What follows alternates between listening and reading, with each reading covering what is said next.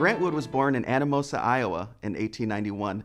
He moved to Cedar Rapids with his family at the age of 10 and attended the Cedar Rapids Community School District.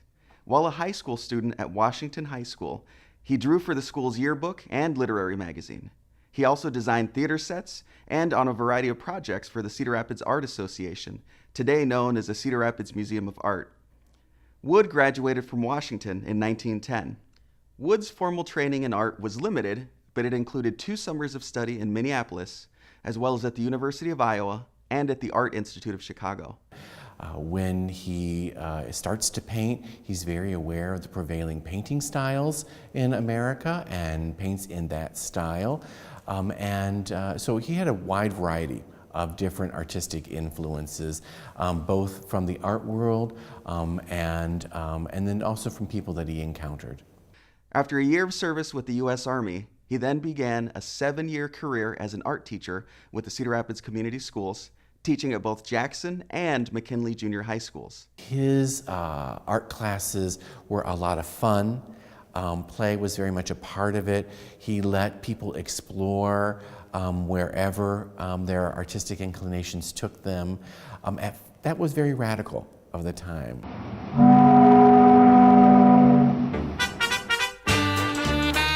Throughout the 1920s, Wood also made 4 trips to Europe where he studied, painted, and exhibited. This is a work called The Runners, Luxembourg Garden from 1924. It's from Grant Wood's 2nd trip to Paris when he went to study at the Académie Julienne. And you can see it represents his earlier impressionistic style, one that he exercised until about 1928 or 29. He was commissioned to complete several projects, including the stained glass window at the Veterans Memorial Building in Cedar Rapids and murals for several hotels.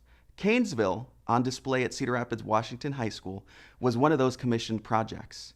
It was while Wood was doing some interior decorating when the Turner family offered the carriage house behind their family business as a studio for Wood. After working there for a little bit, realized with a few modifications, he could actually move in there and live there, live in his studio, and bring his mother, and she could live with him, and they didn't have to then, have a separate home. They didn't have to pay for a separate home, and if they were really frugal, he could just maybe live full-time as an artist. The now legendary 5 Turner Alley became his home in 1924, and it was at this location that he painted his most famous work, American Gothic. In 1930, Wood sent American Gothic to a juried art show at the Chicago Art Institute. It won 2nd place and was purchased by the Institute for $300. Immediately, Wood became nationally famous, and American Gothic would ultimately become the best known of all American paintings.